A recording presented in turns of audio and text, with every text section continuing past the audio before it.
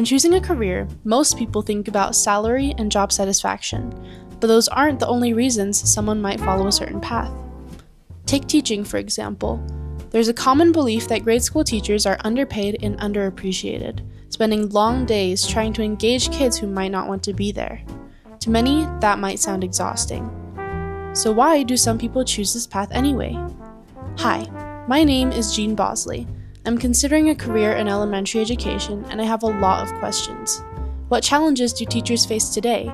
How is technology, especially AI, shaping the future of the classroom? To find out, I spoke with 5 teachers from different backgrounds and areas of expertise. This is what they had to say. Tell me a little bit about yourself. I grew up in the kind of moving around a lot. Most of my childhood was in Washington, and then for high school and college, I moved to Georgia because of my dad's job. And so then I ended up going to high school and college in Georgia. And then after that, I was kind of looking for a place to go, not really sure, knowing that I didn't want to stay in Georgia, knowing I wanted to kind of get out. And so I decided on Idaho. So me and my boyfriend packed up our U-Haul and drove across the country with our dogs to Idaho, and I've been here ever since. I went to a little college called Georgia College and State University, and got my teaching degree there. And then when I moved out here to Idaho, I decided to go to Boise State to get my master's. Nice. And I substituted for a year before I got hired here at Taft. My name is Lauren Bailey. I have been teaching in the Boise School District. This is my 18th year, so I've been here since college. I grew up in Idaho. I don't know how much background information you want, but I grew up in Idaho. My mom is an educator. She actually met my dad when they were going to school to become educators. My grandparents were educators. It's in my blood. It's been something that I've always wanted to be. I've always wanted to be a teacher. So I went to school to be a teacher and came right back to the Boise School District to student teach, knowing that this is the district I wanted to be in and this is where I wanted to work. Yes, so I taught kindergarten my very first year teaching, and then I taught 3rd grade for the next 14 years. And the last 2.5 years, or almost 3 years, I've been a learning coach, which is a new position in the Boise School District. My job is to focus with the classroom teachers here in our building on student-centered learning and achievement and growth. So I get to work with all grade levels, and I love it. Yeah. It's been a wonderful change. It was hard to leave my own classroom and having my own, little community and family every year, but it has been a phenomenal change and a huge learning experience for me. I've greatly enjoyed it, and I feel very lucky to be the learning coach here. So I'm actually originally from Moscow, Idaho, which is north of here. Graduated high school up there, went to the University of Idaho for a couple of years. Had way too much fun and didn't graduate, and then moved down here and worked in construction for quite a while. Worked my way up through a company and thought I was going to retire with that company, and then the housing boom went bust, and then I had to find a new job, and so went back to school. I went to BSU, graduated as a science teacher, and then I've been teaching since 2012, and that's what I've been doing. I have been teaching I'm finishing my 18th year. All 18 years I've been here at Chief Joseph Elementary. I started in kindergarten for 10 years, and then 3rd grade for 2 years, and then the last 6 years I've been the Title I teacher. Okay. And so what made you go into teaching? I'm one of those that has known since I was a little girl that I wanted to be a teacher. I used to set up my stuffed animals like they were in a classroom, and then I'm also the 3rd oldest of 26 cousins, and I always spent time around little kids, and whenever I would babysit, we would play school, and I just kind of knew that was my path. I was born in California, moved here before I was 5, and actually when I went to go start school in Idaho, I didn't make the cutoff date, so my parents ended up sending me back to California, and I stayed with my old babysitter for 6 weeks and started kindergarten down there, and then transferred here. So I started kindergarten on my 5th birthday in Idaho. And I went to some Boise schools, and then transferred to West Ada, and then graduated as a Meridian Warrior. And then I went in to get my bachelor's in criminal justice. I originally was thinking of being a juvenile probation officer. And one of the things that I wanted was I didn't grow up in the most stable household. My parents were divorced, and then I just had some struggles at home in the home life. And so I wanted to be that one constant positive role model in a student's life or a child's life. And so I thought juvenile probation would be a good avenue to go. But as I quickly learned, there wasn't a whole lot of opportunity in the Treasure Valley. And ultimately, I wanted to work with kids. So I went back and I went to BSU, and I got my teaching certificate. So I'm technically on my 5th year teaching, but I like to say it's my 6th year because I did a long-term sub-position here, which was really great.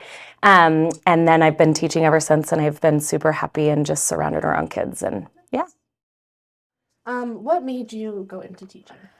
So like I said earlier, I really wanted to be a positive role model in a child's life. I needed that as a kid, and I needed somebody that I could talk to that was safe outside of my home. And so I wanted to originally be that for another child, since I didn't have that as much growing up. And so I knew I always wanted to work with kids. And then it just, I had 2 of my own. And when my youngest was going into kindergarten, I just thought about the time away from them that I had already spent not being a teacher. And so I decided to go back and change my career from being a juvenile probation officer, or aspiring to be a juvenile probation officer, to be an educator. And that really has opened up a lot of doors and opportunities for me. So it's been really great. I think my mom was a really big influence. She was a teacher, and her mom was a teacher, and her mom was a teacher. And so growing up, I kind of had that like oppositional, defiant, like, I'm not going to be a teacher because that's what's expected of me. Yeah. And so I kind of toyed around with the idea of a bunch of different professions. And then ultimately, when I was in high school, my late high school, I realized, gosh, this is really where my passion's at and what I want to do. I spent a lot of time in my mom's classroom growing up, and we would go there in the summers and help her set up. And I would go there, if I got out of school early, I would go and just hang out with the kids and volunteer. And so that, I think, kind of built that passion for kids and, putting your time into our future, into the youth. So that kind of fostered that passion. And then I realized, though, that would be really cool to do every single day. Do you feel like your schooling prepared you for your job? No. No? Nope. When you go in, at least this was, it seems like forever ago. When you go in, you take all your classes, you get all the basics down. So for me, it was a lot of science classes, going back and taking a lot of those. There were about a year or so of education classes, but it was all theory. And so when the student teaching came around, I was in the class for about 40 hours one semester, and then a full semester in the class. And that part I was teaching, but I had my mentor teacher there. And so the class was never mine, and a lot of the procedures and things like that were in the classroom were his. And so I was just pretty much just copying exactly what he did.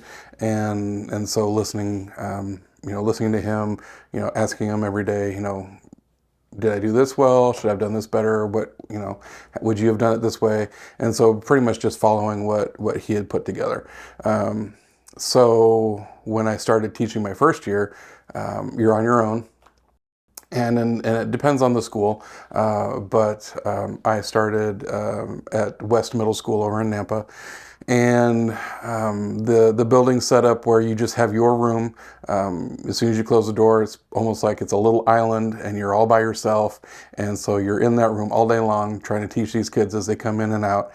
You have very little, at least I had very little contact with anybody else, just because I was trying to keep my head above water and teaching the kids. And classroom management was a big thing. And that wasn't something that was really taught in college.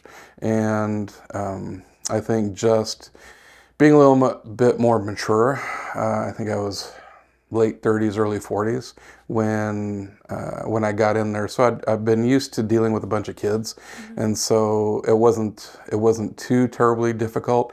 But there were a lot of things I wish I would have known from school going into that, or had some kind of a training before, either from the district or something like that. And you just pick up a lot along the way, and so experience really helps. There was one teacher across the hall that every so often, like during lunch or something like that, or prep, we'd stand outside the hall, talk to each other. I'd ask, and she'd been teaching for a really long time. I was going, okay, how do you do this? What's going on with this? I'm seeing this. What do I do? And so I learned more from that than going to school. Yeah, I do feel like the elementary ed program does a good job of letting you know what it's going to be like, but until you actually get into a classroom, I think you're not fully prepared. You can't learn just in a university classroom what it's going to be like to actually work with little children all the time. Yes and no. I think there's some things you just cannot be prepared for. There's just, particularly since the pandemic, none of us were prepared for that. But there's some things that I felt I was very prepared for. I felt like I could write a lesson plan really well, but whether or not that would translate to what the students were actually going to accomplish was something I had to learn and grow from getting to know the students, getting to build those relationships and knowing exactly where your students are at, and then being able to formulate those lesson plans into what was going to be more realistic. I felt that the classroom management piece, everyone told me it'll get better with time and things like that, and I'm curious if there were more opportunities for me to practice those things, if it would have been a little easier as a beginning teacher. I did have a significant amount of support here at Taft. I had a mentor teacher that was wonderful, and a teaching partner, and just a staff and administration here that was fantastic and very helpful as a first-year teacher. But being a first-year teacher is hard. So I feel like there was some things that I was definitely prepared for. I think the academic and rigor that I received in college of being able to modify lessons and knowing a wide range of things. You have to take this praxis exam where you can show, I know this much knowledge on these many subjects at this many grade levels. It's a lot, but there are just some of those things that either kind of come with time or come naturally that I personally wish I had been a little more exposed to at the time. I do, however, I've worked with student teachers and worked with Boise State quite a bit over the last several years, and had my own student teachers, and I feel that some of them are coming in more prepared in some areas but less prepared in others. Again, that classroom management piece is hard because they're not in the classroom very often. So if you're able to do a work study or like your 340 experience or some sort of field study where you're in the classroom, from what I've seen, the hours that they have to do were more than what I had to do when I was at college, which is great because you get, you get experience in the classrooms. And I have very few memories of doing that. I think, like we did one lesson periodically in a classroom, whereas there 30 hours over a semester in a classroom. So I think that's good. I do wonder sometimes about what books they're reading in their coursework that might help with that. Like Love and Logic, I think, is so powerful and such a great tool. And I have a lot of student teachers that don't know what that is. And it's an old book. It came out years ago, but it's a great resource. And there's some things like, I think this has gotten a lot better, but this also we could boost this a little bit. How have your students impacted you? Well, that's a really loaded question. In that alternative setting, it's interesting. I learned a lot, and I think personally that every teacher should get to go to an alternative school for at least a year just to see what it's like, and understand where some of those kids are coming from, because a lot of those kids, not all of them, but a lot of them have a lot of trauma. They have just had difficulty with school for one reason or another, and so trying to reach those kids and get them interested in their education and to graduate it was something a little bit different that I didn't really have to deal with the 7th and 8th graders. And it gave me a better understanding of, I guess, kids that don't like school. Because that didn't make a whole lot of sense to me, because growing up, I loved school. I loved going to school. I did all the things, and that's, you'll probably meet a lot of teachers that are like that they enjoyed school. They either enjoyed their English, or they enjoyed their PE, or they enjoyed science, and so they go through and they go, that's what I want to do. And so when a kid doesn't like either science or math or whatever they're interested in, or school, that doesn't make a whole lot of sense to them, because they go, how come you don't like school? It's great. And there's a lot of kids that don't. They've had bad experiences, either with, teachers, or the school system itself, or, life outside that impacts school. And so trying to dig into that and heal a little bit of that was impactful for me.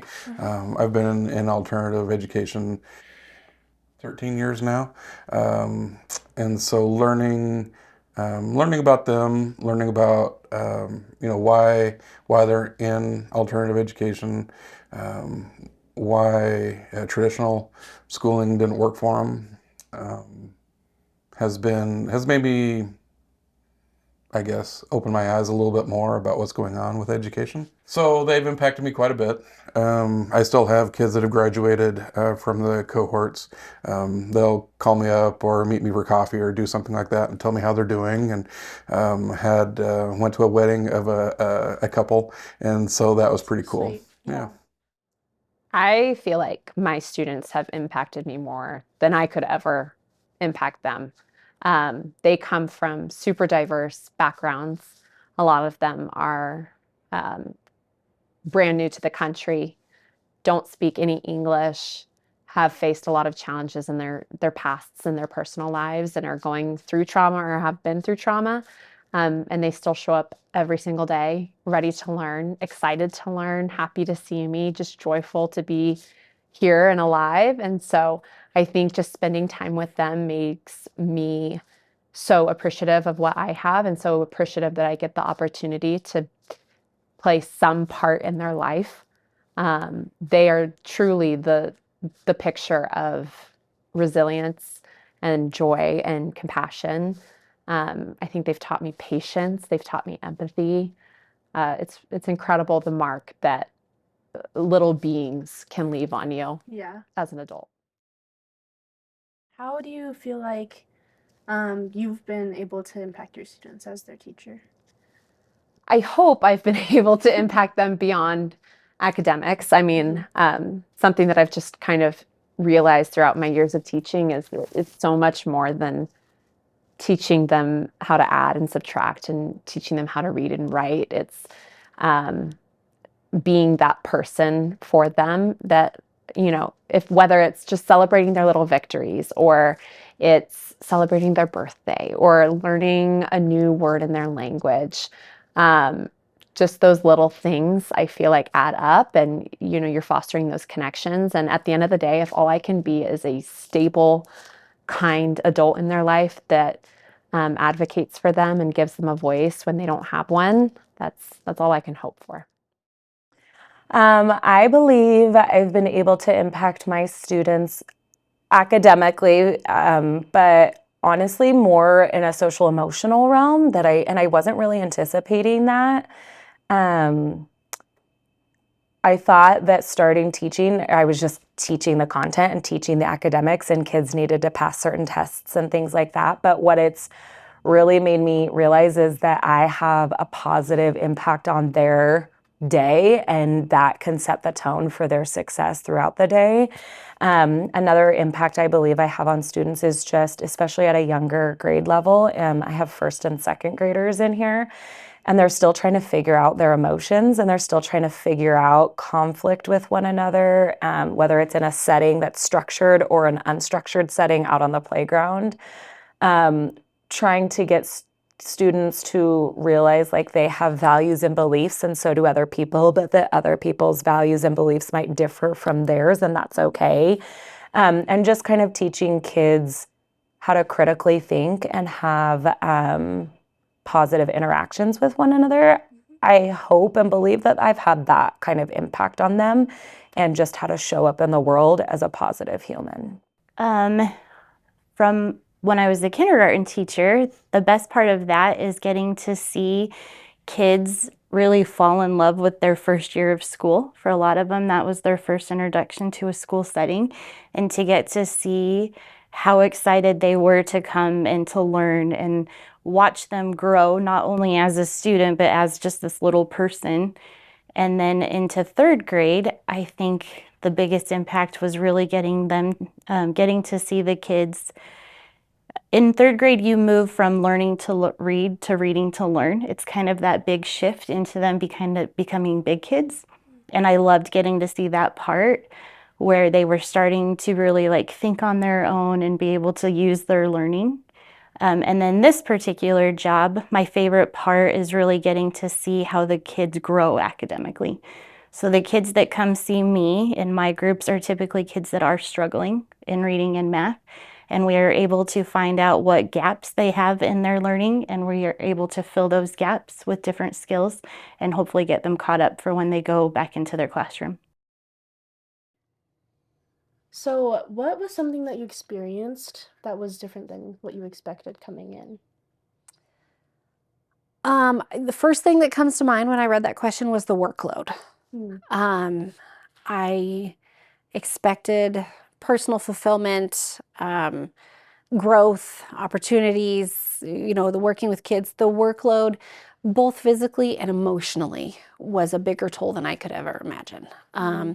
Writing lesson plans, I felt like I had a pretty good idea about that, but it's so much more in depth than I ever imagined, particularly at a school with a lot of change in demographics and a variety of learners. So writing lesson plans on a third grade level when you also have students that can't read or know their letters or letter sounds, and then you've got students that are significantly above and beyond the grade level, is a lot more work than just writing a third grade lesson plan like you practice in college. And you practice like, oh, my highs and my lows, but when your highs and lows are so far apart, that's more challenging, and you want to make things relevant to your students and bring in things that'll build that background knowledge and get them excited to learn. That was a lot more work, but probably the emotional toll is significant, because you fall in love with a group and you have to let them go at the end of every year, and let them go, kind of, because you see them in the hallways if you're still in the school, and they come back and visit sometimes, but you take on their baggage and they trust you and they share things with you that you hope no child ever has to go through. And they share their excitement with you too as well. But that emotional toll that it has is a lot. It's a lot. And when you know a teacher cares, let them know, because sometimes we don't know the impact we have, and it really weighs heavy on a lot of our hearts. I do try to go, as a classroom teacher, I don't get the opportunity as much as a learning coach, but I would tell students, if you're in a sport or activity, let me know and I'll come. I will come to at least one thing, or buy the one box of Girl Scout cookies, or go. And I have been to baseball and football and ballet and piano recitals and karate belt ceremonies and all kinds of things. And those are things that are, an emotional toll, but in that positive way, that bucket filling. So it's a lot, and whether it's positive or negative, it weighs on you, and you wonder sometimes about kids and where they're going and how they're doing. And I've got kids that have graduated high school, and I still worry about them and hope that they're okay and things. It's a lot more heavy than I ever realized it would be. The understanding that teaching isn't like building a widget. So you don't go to school, I, poke around in kids' heads, push the right buttons, and they know the things. In the real world, you can go, and if I'm delivering something, I can deliver it, leave it, and I'm done. And I did my job, and I got there in a time, and you can test, you can see how fast I dropped it off, and I went. But with school and education, you can't do that. There's no, I could try and teach you something right now. You might get it, you might not. So if you don't get it, then I'm gonna have to try something else. And then you might get it, you might not. But if you don't, then I'm gonna have to try something else. Where out in the real world, usually I could do something once and I'm done. And then it's really easy to see if I got it done or not. But if I try to teach you something, and then how am I going to know if I did it?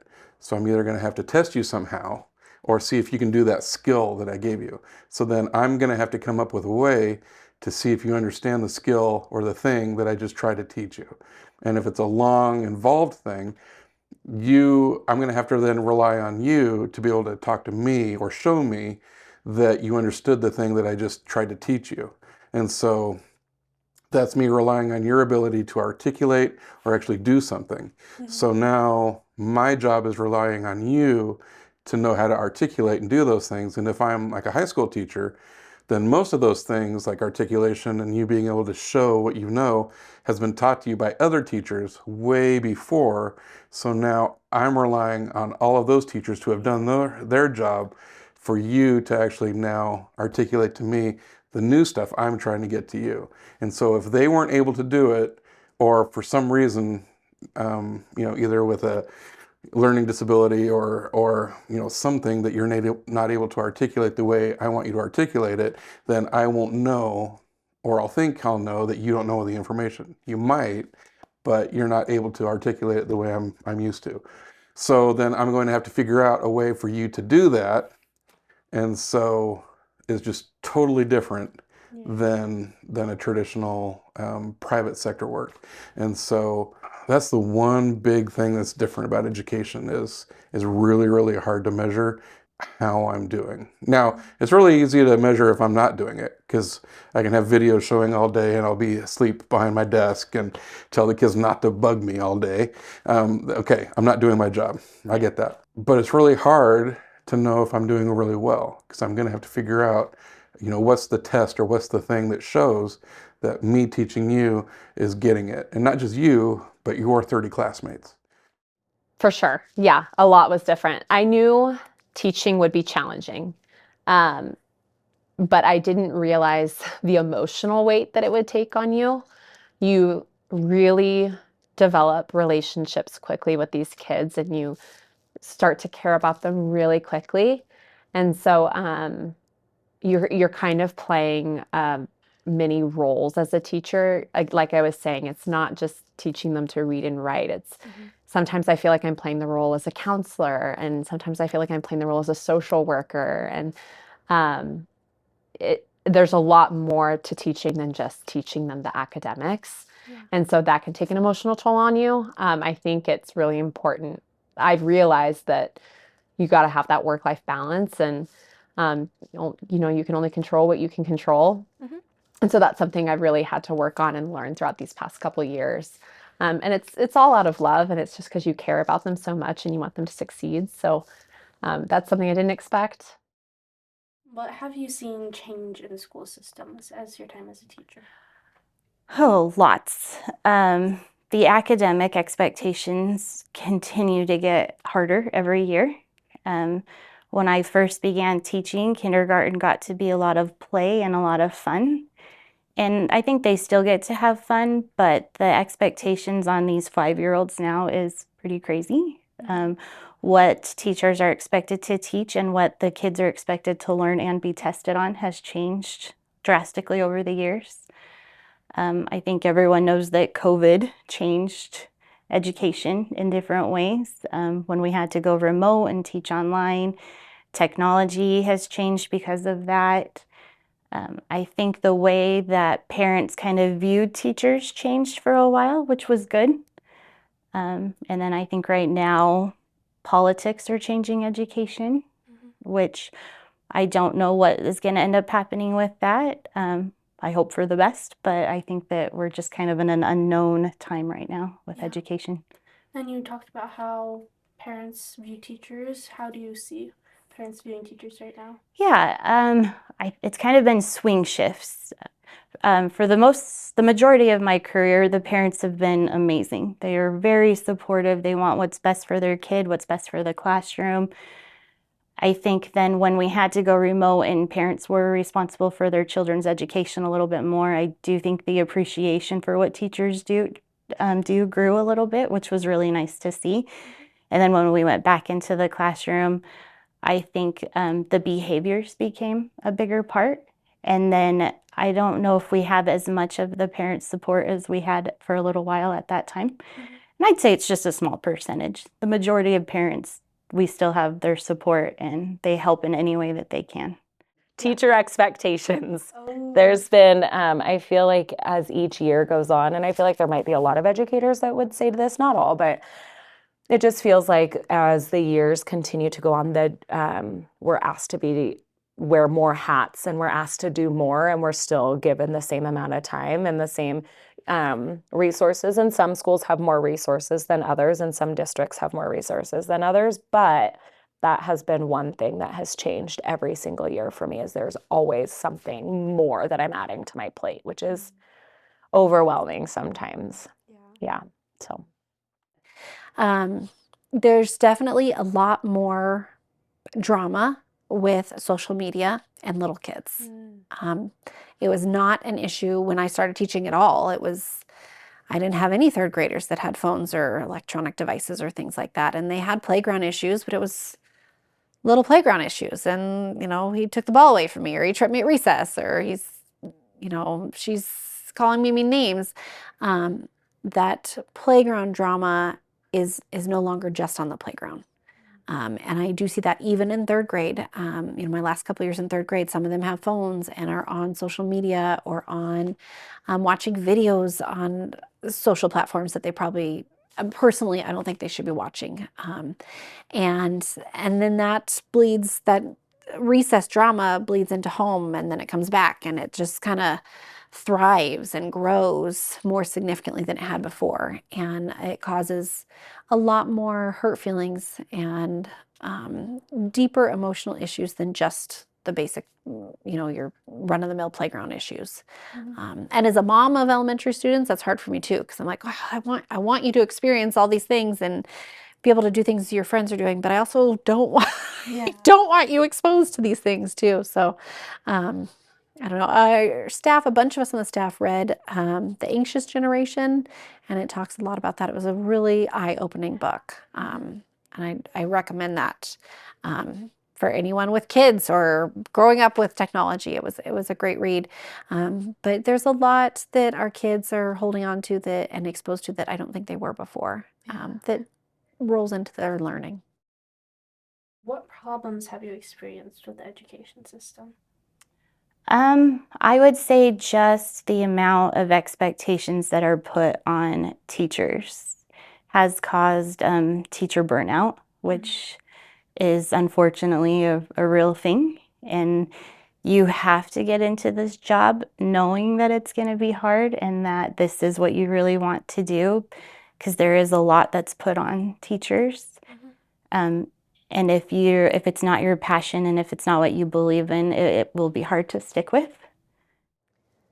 Probably a lot of what I talked about earlier was with teacher burnout. It's just it seems like the expectations of teachers have gone up and the resources have stayed the same, if not decreased. And so it's hard to meet those expectations.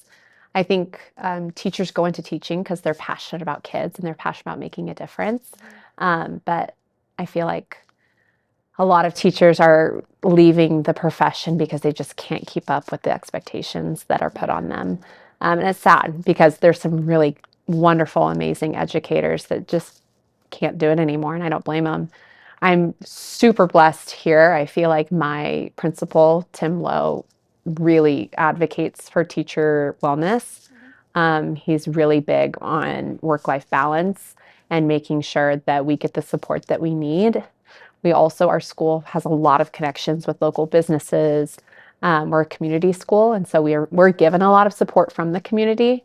And so we're really blessed to be in this situation, but I know there's a lot of other schools, especially Title I schools, that don't get the resources that they need. And I think that could be a problem. The other one that I kind of foresee most recently this year is the amount of testing that we do on our kids. I think it's taking valuable time, teaching time away, time that I could be using actually working with kids and teaching kids, and I'm actually just assessing them. And I'm not really getting a lot of out of the assessments. But again, I think our principal does a fantastic job of kind of balancing that and making sure that we get the support that we need when we do have to do those assessments. So I recognize that I am very, very thankful to be here and at this school, and with the administration that I have, but I know that that's not the case for every teacher. Having teachers there for the right reason, and I know that sounds weird because it's a job, and so anybody should be able to just do a job, get paid, but like I said, it's not like any other job, because in any other job, you can build your widget or deliver your thing and then be done for the day, and you don't have to think about it. And that doesn't happen with teaching. So you've got to be in it more than just a paycheck, or more than just I'll have decent retirement when I'm done. There's more to it than that. And does it suck? Sometimes. But I mean, that's also the job. I mean, it's a lot of people say it's a calling, and I think that's true. Originally, when I started, it wasn't. I didn't get into it because I was kind of called to do that. But the more and the longer I've been in there, and the people I've met some amazing teachers, and I've got an amazing principal and had an amazing principal last time, and they've shown me that, doing what's best for kids is the reason that we're doing that. What are some problems that you foresee for future teachers? I worry for future teachers what our education system looks like. I worry about expectations that are placed on educators and resources. I worry about teacher burnout. I worry about teacher shortage. I feel like we're already there, and I just worry with continued changes, it could impact that in a negative way, which makes me sad because I think it's an amazing job, but I understand where it gets overwhelming for some people. And so that teacher burnout is really common, I feel like, in today's society. So I worry about that in the future.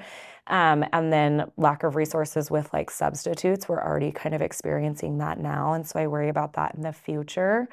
And I worry about teachers' safety and their mental health moving forward, because a lot of times I feel like we worry about everybody else and ours kind of goes on the back burner. So I just worry about those things.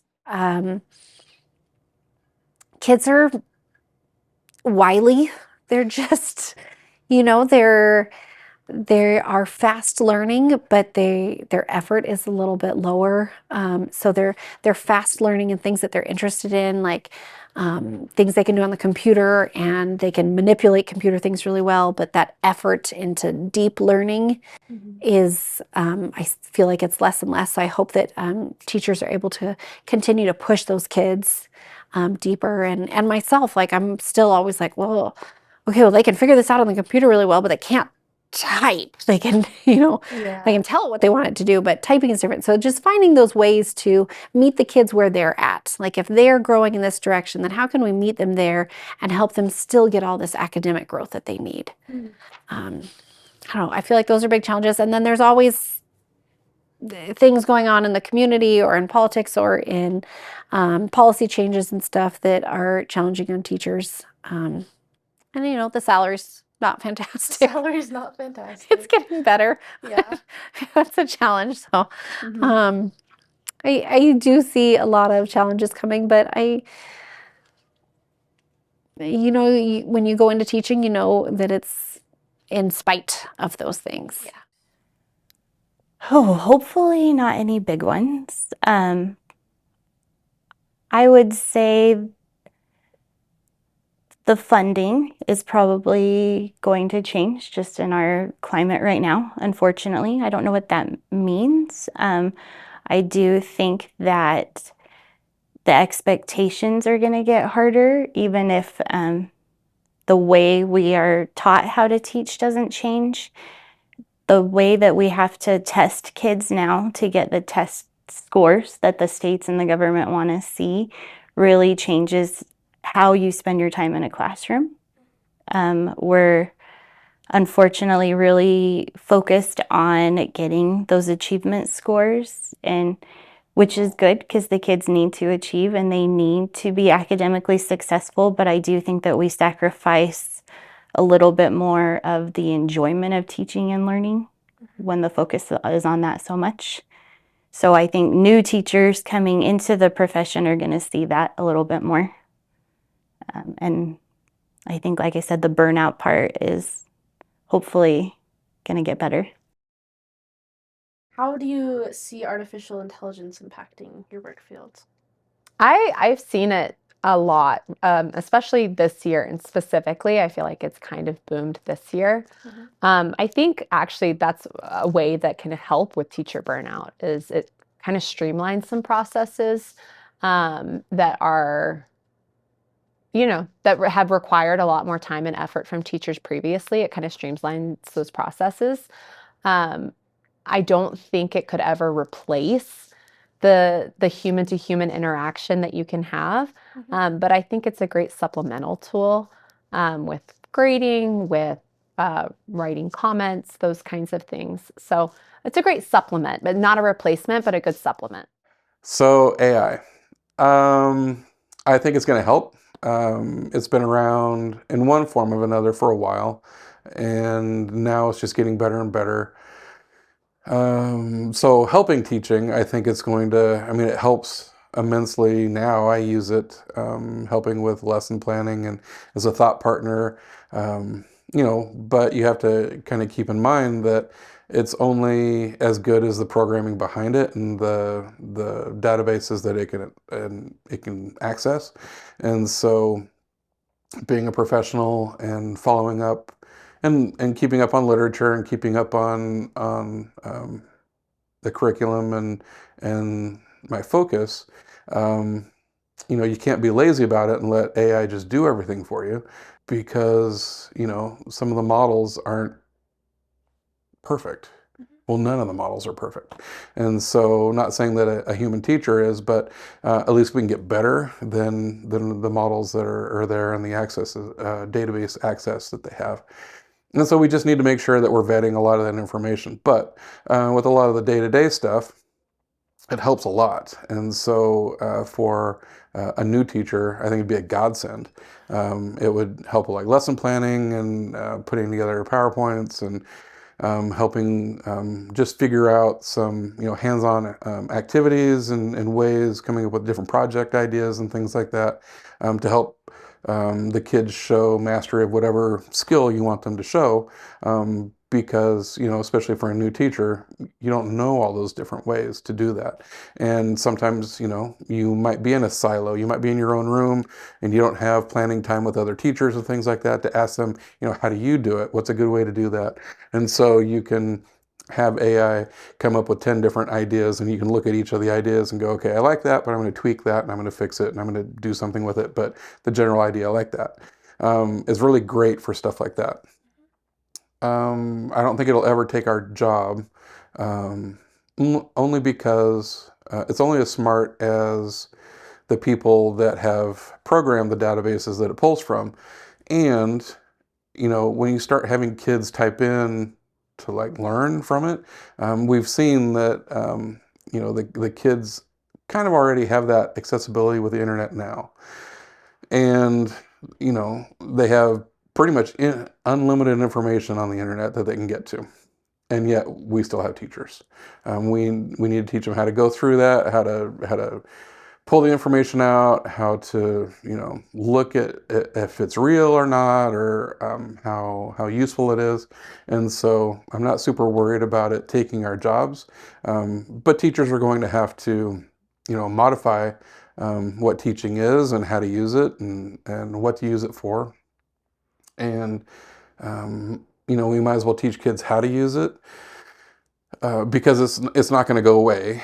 And so it's kind of like the old saying, not everybody's going to have a calculator with them. I don't know if you've ever heard that. Yes.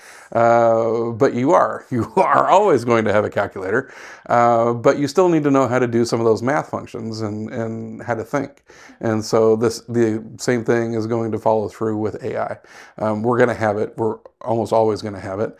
And we just need to be able to teach students and kids how to use it properly, and effectively, to do whatever they want with it. And so a lot of the stuff that we're seeing, plagiarism or AI, doing reports and stuff like that for them. That's just poor planning on teachers' parts.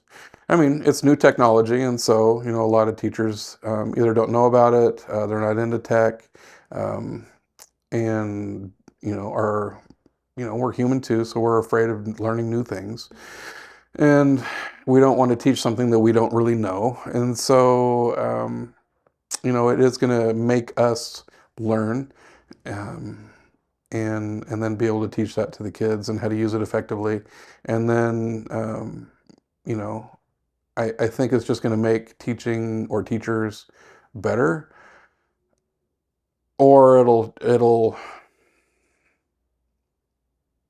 get some of those teachers that won't adapt out, because they won't be able to go at the pace that they need to anymore. I haven't used it a lot personally yet, just because of the type of job I do. I see kids for just little half-hour chunks at a time based on like a specific skill. I do, however, have a different part of my job where I create behavior plans for kids that need some extra support behaviorally. And I've used AI to help find behavior plans and to write them and strategies that we can use to help those kids. So I've used it in that way. I have also used it in a way where I can enter a text into AI and it will help write comprehension questions, which has been really helpful. Sometimes we don't have like the best resources to test comprehension, and especially with texts that the kids want to read.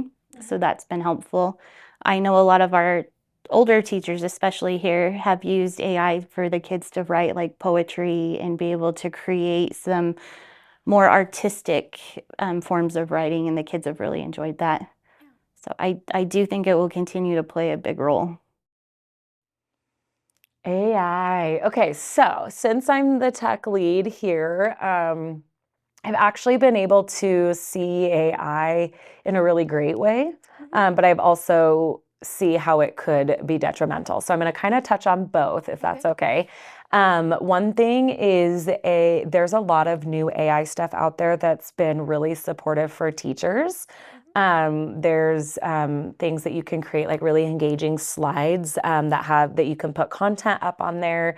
You can create really fun like science lessons that include all the 5 E's, which you'll learn about in the future, but like engaging and elaborating and explaining and all of those fun things. And it can give you a lot of different resources and tools that you could use. You could create worksheets with it and different reading passages. There's AI that allows you to put in like a reading passage, say a 4th grade reading passage, but maybe you have a couple of students that can't access that material. That's too much of a frustrational level for them. So maybe you give them the same type of passage, but at a 2nd grade level, so you can plug that into AI and it can pull some of those really hard, challenging words, or those really hard words for them to sound out, or higher vocabulary words, and replace them with things that are more at their level, so that they still have access to the same thing, it's just at their level, or even taking it a step up and giving a higher student something a little more challenging and maybe a little more information that they can retain. So AI is really great for that. But with that being said, not everything AI produces is really great. And so while it's great for teachers to use, some teachers use it and then don't review it and realize that maybe it's not the current content you want, or maybe it's too high above your grade level, or maybe it has information you don't need to touch on, different things like that. And some AI you can like plug in different standards, so it'll kind of hone it in on what you want. But I would say any AI created anything, you should always use your teacher's best judgment and take a good, thorough look through it just to make sure that it's hitting everything that you want. And then I could see it being detrimental to student learning, it's not so much in first and second grade. They don't use AI here, and we don't use technology as much as they do in the upper grades. I know for secondary, like with my son who's in high school, he has to write a research paper. So I could see how using AI would, kids can type in prompts and it'll write them this beautifully written paper and they can submit it. And it takes out a lot of their critical thinking skills. And so I worry about that. And then also just those skills that I believe people should know when it comes to research and finding valid articles that, are solid sources, and that I'm not so hung up on like APA versus MLA and think that people need to know how to do that. But I think it's important for my son who is going to go into college needing to know that information. And so AI would take all of that away from him, I think. You know what I mean? Yeah.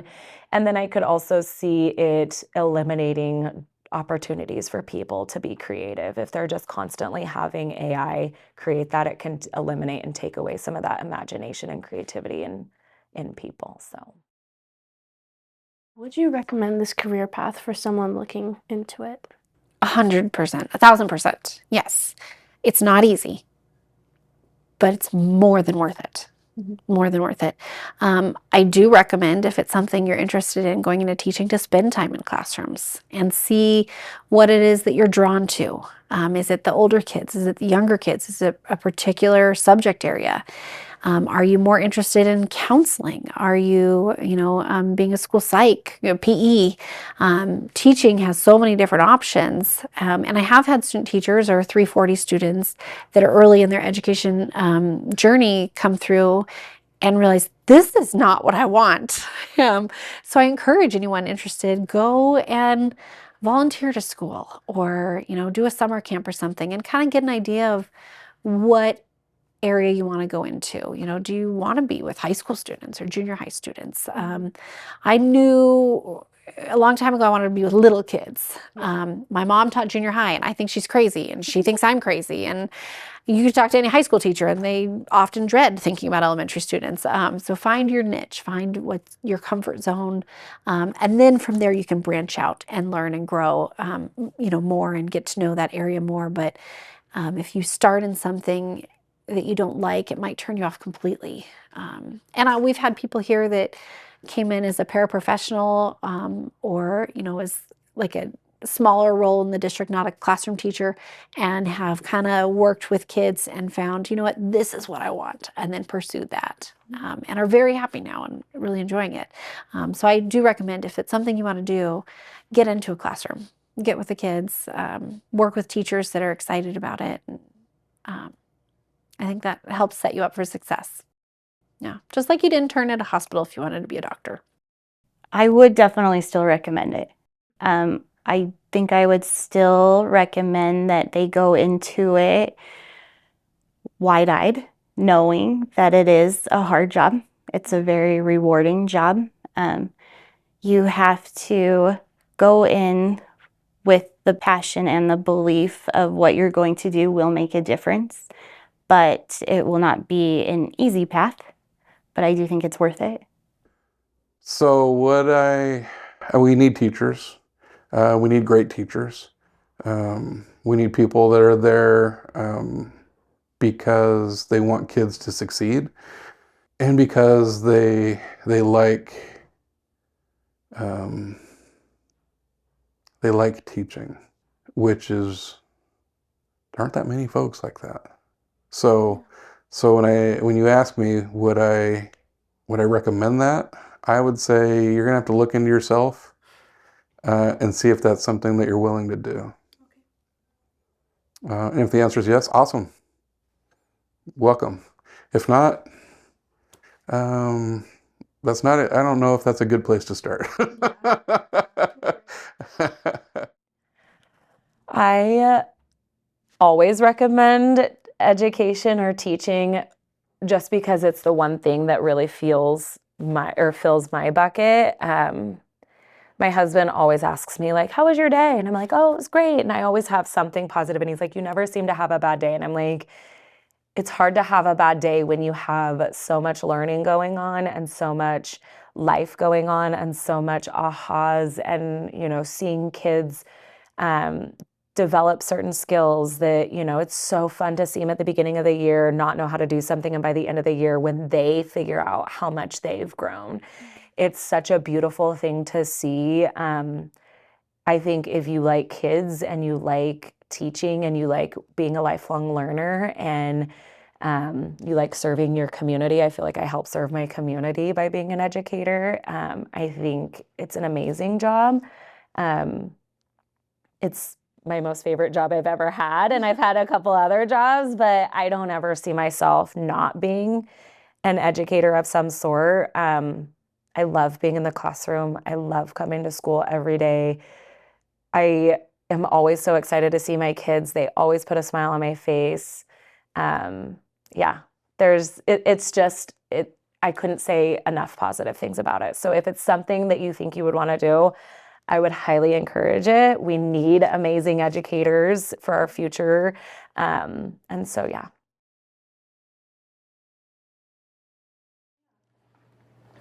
I know I talked a lot about teacher burnout, but I seriously, I would do it 10 times over. I think I have the best job on the planet. Yeah. And if I had to choose again, I would still choose teaching. That's so awesome. Yeah.